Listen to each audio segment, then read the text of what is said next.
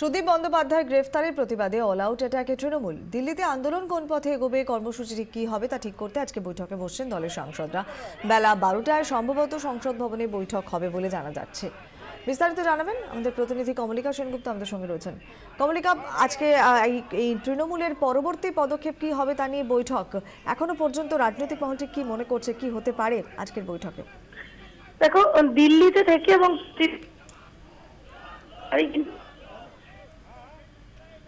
কমলিকা, তোমার কথা আমরা ঠিক স্পষ্ট শুনতে পাচ্ছি না, একটু যদি সরে এসে কথা বলো। সব থেকে গুরুত্বপূর্ণ জায়গা সরকারের হেডকোয়ার্টার হচ্ছে দিল্লি, এবং তার জন্যই আমরা দেখেছি গতকাল প্রধানমন্ত্রীর বাসভবনে তারা চলে গেছিলেন, তার সামনে বিক্ষোভ দেখিয়েছিলেন এবং তারপর তাদেরকে তুলে নিয়ে তুগলক রোড পুলিশ স্টেশনে রাখা হয়।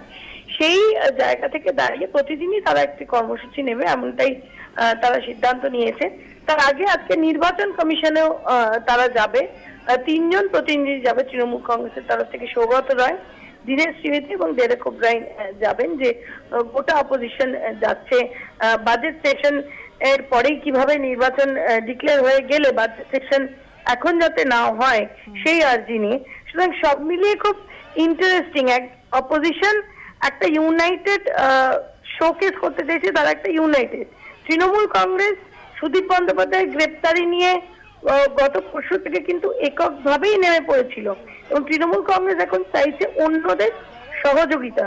সেখান থেকে দাঁড়িয়ে অন্য দলগুলো সহযোগিতা করছে কিনা, তারা এককভাবে কি আজকেও কর্মসূচি নেবে, সব মিলে কিন্তু